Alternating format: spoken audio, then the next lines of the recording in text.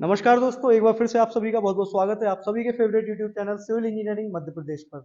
मैं Pankaj Meena, corporate trainer, एक बार फिर से आप सभी का बहुत बहुत स्वागत करता हूं हमारे इस यूट्यूब चैनल पर।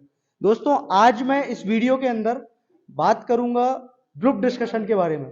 हमारे जितने भी इंजीनियर्स यहाँ पर बैठे हुए हैं, इन लोगों का पूरा ट्रेनिंग कंप्लीट हो गया है और आज ये लोग ग्रुप डिस्कशन के बारे में सीख रहे हैं। तो मैंने ये सेशन इसलिए लेकर के आया हूँ आप लोगों के लिए, ताकि आप लोग भी जब भी इंटरव्यू देने जाओ तो ग्रुप डिस्कशन से रिलेटेड जो भी चीज है होनी चाहिए किसी भी एक प्रोफेशनल ग्रुप डिस्कशन के अंदर, वो सारी की सारी चीजें हम इस वीडियो के अंदर कवर करेंगे। तो आप लोग अंत तक के बने रहिए इस वीडियो पे।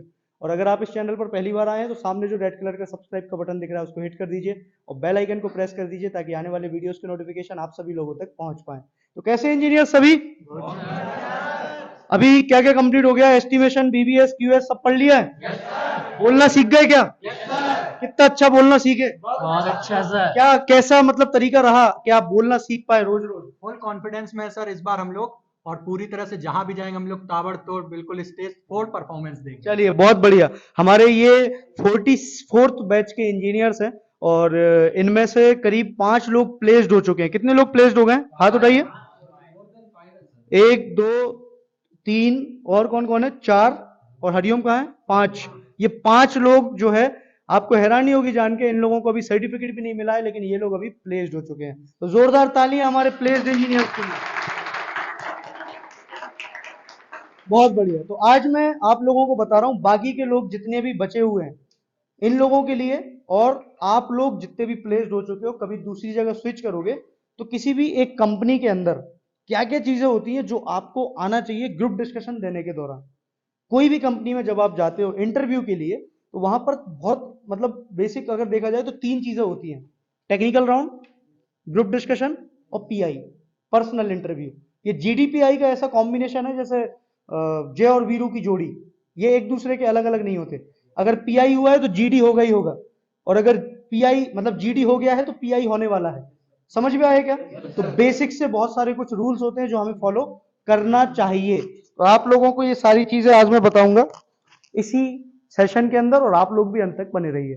तो सबसे पहले ग्रुप डिस्कशन के अंदर जो इंसान, एचआर जो आया होगा या जो भी कोई आया है, वो जो देखना चाहता है किसी भी इंडिविजुअल में, वो ये कि कॉन्फिडेंस है कि नहीं। पहली चीज, सबसे पहले तो कॉन्फिडेंस है या नहीं है, ये चीज वो देखना चाहता है किसी भी इंडिविजुअल के अंदर। दूसरी चीज होती है लीडरशिप क्वालिटी। तो वो लीडरशिप क्वालिटी किसी भी इंसान के अंदर हमें तब दिख सकती है जब उसके अंदर नॉलेज होगा, जब उसके अंदर स्किल्स होंगे, तभी वो लीडरशिप दिखा पाएगा। समझ में आया? जैसे कहीं हम रास्ते में जाते हैं, मान लो हम कहीं ट्रिप पे गए, गोवा गए घूमने, कोई एक इंसान है हमारा दोस्त जो बहुत अच्छे से उसको पता है कौन सा होटल बुक करना है, कौन से बीच पे घूमने जाना है, हमें स्कूटी हायर करना है या हमें कैब से जाना है, सारी की सारी चीजें कौन देख पाता है? वो हमारा दोस्त। क्यों हम उस पर भरोसा कर पाते हैं? क्योंकि वो गोवा पहले से जा चुका है, तभी उसको एक्सपीरियंस आया है। तो आप लोग लीडरशिप क्वालिटी तभी आएगी जब सबसे पहले स्किल्स आएंगे। तो स्किल्स आप लोगों ने सीख लिए हैं, अब हमें उनको बोलना सीखना है। बोलना भी हमने सीखा है, डेली प्रेजेंटेशंस में बोलना भी सीखा है हमने। लेकिन आज हम बात करेंगे कि हमारे कुछ रूल्स होते हैं, कुछ नियम होते हैं ग्रुप डिस्कशन के। वो ग्रुप डिस्कशन के रूल्स क्या है उनके बारे में बात करते हैं। तो जैसे ये चेयर है, इस चेयर पे क्या करते हैं? हम बैठते ही हैं। इस चेयर पे बैठने के बहुत सारे तरीके हैं। हम ऐसे भी बैठ सकते हैं, पुष्पा भाव के माफिक बैठा जा सकता है ऐसे। क्या ये मेरे अच्छे संस्कार दर्शा रहा है? मैं काय के अंदर बैठा हूं? जीडी के अंदर। तो जीडी के अंदर मैं क्या चाहूंगा कि मैं कैसा बैठूं? नॉर्मल प्रोफेशनल तरीके से। तो प्रोफेशनल तरीके से बैठने के बहुत सारे तरीके होते हैं। जैसे मैं इस पे ऐसे भी बैठ सकता हूं।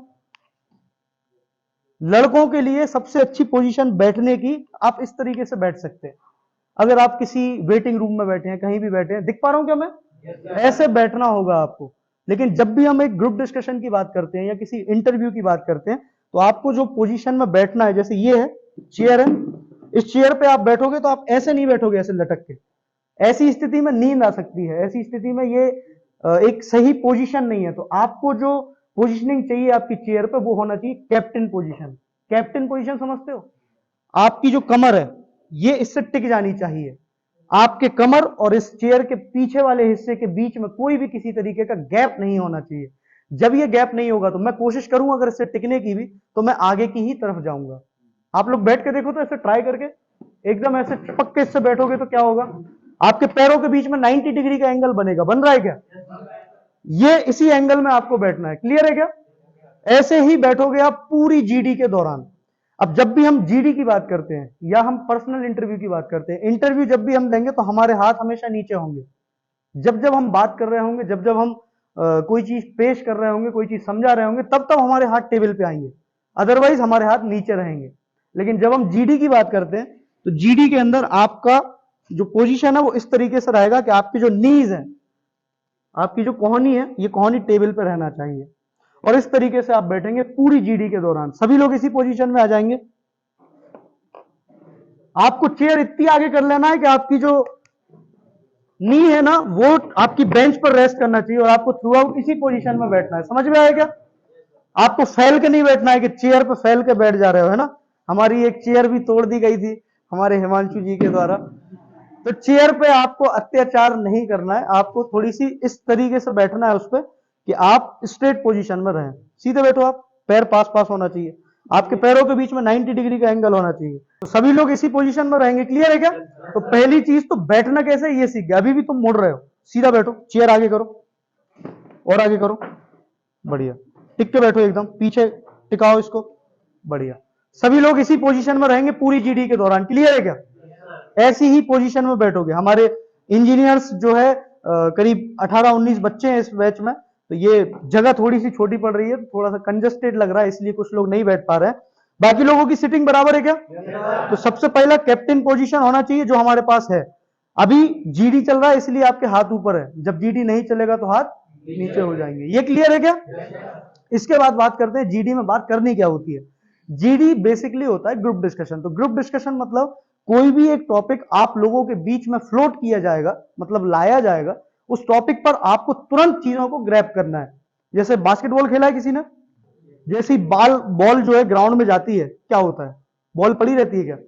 प्लेयर्स तुरंत ग्रैब कर लेते हैं उसको, है ना, और उसको उसके मुकाम पर, उसके एम पे पहुंचाने की कोशिश करते हैं। ऐसा ही होता है ना, बाकी लोग छीनने की कोशिश करते हैं। तो सेम वैसा ही होगा। अभी जो आपके पास टॉपिक आएगा, कोई भी टॉपिक आ सकता है, कोई भी टॉपिक, उस टॉपिक पर आपको बात करनी है। और बात करते करते अब होगा क्या, जैसे मैंने इंस्टेंट कोई टॉपिक दिया तो तुरंत तो कोई नहीं बात कर सकता। तो सबसे पहले जीडी में कैच करने का, उस टॉपिक को उठाने का मुद्दा ये होता है, जब जो सबसे पहला आदमी होगा वो सबसे पहले विश करेगा सभी को। जैसे कोई टॉपिक आया, मैंने तुरंत उठा लिया, hello guys, this side Pankaj and good evening to you all. आज जैसा कि आपको पता है सर ने हमें टॉपिक दिया है, इस टॉपिक के ऊपर हम लोग बात करने वाले हैं। आपको ये प्रैक्टिस इतनी करना है कि आपके दिमाग में प्रोसेस चलता रहे पीछे, कि जिस टॉपिक पे आप बोलने वाले हो उस पर, उसके लिए शब्द तैयार हो जाएं और विश आप पहले ही कर दो। समझ में आ रहा है क्या? मतलब जैसे टॉपिक आया तुरंत ग्रैब करना है, good evening to you all, आज मैं पंकज मीना आज इस टॉपिक के बारे में आप लोगों के बीच में बात करने वाला हूं। जैसे आदित्य ने बोलना शुरू किया, अब ऐसा तो है नहीं कि आदित्य के पास पूरा का पूरा पर्चा था, इसने पूरा रट लिया, ऐसा कुछ होगा क्या? इंस्टेंट होगा एकदम, तुरंत इसने टॉपिक लिया और तुरंत बोलना शुरू कर दिया। तो इसका जो नॉलेज है, इसका जो बोलना है, वो एक लेवल पर आके ना बंद हो जाएगा। कहीं ना कहीं इसके ख्याल जो है ना, वो बोलना और सोचना एक साथ नहीं हो पाएगा। तो ये ब्रेक लेगा कहीं ना कहीं। जिस पॉइंट पर ये ब्रेक लेगा, उस पॉइंट पर दूसरे को अपॉर्चुनिटी है कि वो उसको ओवरटेक करके अपने पास वो टॉपिक रख ले। क्लियर है क्या? तो ये बोलना शुरू करेगा, जैसे ही इसने बोलना शुरू किया दूसरा तुरंत ओवरटेक कर देगा, इंतजार करेगा इसको ओवरटेक करने का। हमें इसको मछली बाजार नहीं बनाना है, कभी भी इसको मछली बाजार नहीं बनाना है। एक बोल रहा है तो वही बोलेगा। वो कब तक बोलेगा? जब तक वो सांस लेने नहीं रुक रहा, जब तक वो ब्रेक लेने नहीं रुक रहा। जब वो रुक जाएगा तुरंत हम जो है ओवरटेक कर लेंगे उसको। क्लियर है क्या? अब इसमें दो टीम बनती है, मतलब हम बांटेंगे नहीं टीम को कि आप लोग इस तरफ और आप लोग इस तरफ, वो इंडिविजुअली बनेगी। जैसे मैंने कोई टॉपिक दिया, love marriage versus arrange marriage. Love marriage के साथ में जितने भी लोग हैं ना, वो अरेंज मैरिज का पक्ष नहीं लेंगे पूरी जीडी के दौरान, वो सिर्फ और सिर्फ लव मैरिज के ही साथ रहेंगे। अगर मैंने बोल दिया अरेंज मैरिज, तो अरेंज मैरिज का साथ जिस भी इंसान ने ले लिया पहले, वो उसी के साथ रहेगा। दोनों दियों में तेल नहीं देना। समझ में आ रहा है क्या? एक जगह आपका जहां भी, ये बोलते ना पैंदी का लोटा, इधर भी जाए इधर भी जाए, आप वो नहीं हो, आप फ्लैट सरफेस वाले लोटा हो। एक तरफ रख दिए मतलब एक तरफ रख दिए, वहीं रहोगे। क्लियर है क्या? तो आप लोगों ने अगर जो भी टॉपिक के साथ एडवांटेजेस पे गए आप, तो एडवांटेज के ही साथ रहोगे थ्रू आउट दी जीडी। और अगर आप किसी एक टॉपिक के डिमेरिट्स के साथ चले गए, नेगेटिव्स के साथ चले गए, तो आप उसी के साथ रहोगे। क्लियर है क्या? स्टार्ट करें। और जैसा कि आप सभी लोगों को पता है, हमारा जो देश है उसमें दो तरीके के लोग हैं जो इस देश को चला रहे हैं। एक तो राजनेता और एक एडमिनिस्ट्रेशन के लोग, जो आईएएस आईपीएस हैं, वो लोग अधिकारी जितने भी हैं वो चला रहे हैं। आप लोग मुझे ये बताइए, कैसा हो अगर हम नेताओं को हटा के आईएएस आईपीएस जितने भी हैं उन्हीं के हाथ में पूरा का पूरा राजनीति का भी काम दे दें और नेताओं को एकदम रिप्लेस कर दें। और अगर हम ऐसा करते हैं तो इसके क्या मेरिट्स या क्या डिमेरिट्स होंगे, आप लोगों को ये बताना है। And your time starts now. Good evening friends. मैं जैसे कि बताना चाहूंगा कि सर ने आज टॉपिक दिया है कि सत्ता यदि राजा के हाथ में हो या जो प्रशासनिक जो अधिकारी हैं उनके हाथ में हो, तो इसमें हमको बात करनी है। तो मैं इसमें पक्ष रखना चाहूंगा कि जो पढ़े लिखे अधिकारी होते हैं, ये अगर ये सत्ता को संभालते हैं तो ये बेहतर तरीके से चीजों को आगे वो कर सकते हैं, मतलब अप्लाई कर सकते हैं जो चीजें मतलब देखो मैं इस बात से बिल्कुल डिसएग्री करता हूँ, इस वजह से क्योंकि देखो ये हमारे जो इंडिया कंट्री है वो क्या, तो डेमोक्रेटिक कंट्री है। तो डेमोक्रेटिक कंट्री में हमको जनता का सुनना है, ठीक है। जनता का सुनने का मतलब अगर हम एक पढ़े लिखे इंसान को जो कि मेरिट पे आ रहा है, वो एग्जाम क्रैक करके आ रहा है, तो उसको हम लॉन्ग टर्म के लिए, जो हमारा कॉन्स्टिट्यूशन है उसके लॉन्ग टर्म के लिए हम क्या बात करते हैं, उसको हम एक तरह का जॉब दे रहे हैं। तो वो अगर उसके पास रहेगा तो उसके पास एडवांटेज रहेगा कि वो लॉन्ग टर्म तक उसको चलाएगा। तो वो फिर एक टाइम पे आने के बाद क्या होता है कि वो अपनी मनमानी करने लगता है। लेकिन जो हमारा जो ये जो बना हुआ है कॉन्स्टिट्यूशन में कहना रुका है। तो स्टार्टिंग में देखो, मैं मैं सबसे आपसे ये पहले बताता हूँ मैं क्या आपसे होता ये है। जो पूछना चाहूंगा कि जो 5 साल के लिए जो चुन के आते हैं, तो क्या उसमें मनमानी नहीं होती है? क्या उसमें शोषण नहीं होता है? नहीं, उसमें भी शोषण होता है, लेकिन जनता के पास ये राइट होता है कि 5 साल बाद हम उसको चेंज कर सकते हैं, ठीक है। उसको हम अगर हमको नहीं आ रहा है, जैसे कि अभी की करेंसी की बात करें, अभी बीजेपी और कांग्रेस की बात चल रही है, लेकिन अगर अच्छे से अगर काम कर रही है, जैसे 2014 में, 2014 से पहले कांग्रेस थी, वो बहुत अच्छे से काम कर रही थी। लेकिन एक टाइम के बाद ऐसा होता है कि वो लगता है कि नहीं भाई, अब यहाँ से हम सेटल है, यहाँ से कुछ भी करेंगे तो वो मतलब जो जनता है वो अंधभक्त हो जाएंगी। तो उसमें क्या होता है कि लोगों ने समझ लिया कि हाँ भाई इसका नेचर अब दूसरा तरह से हो रहा है, तो वहां पे डेवलपिंग हो रहा है, क्योंकि हमारा जो मैं मेन मोटो है।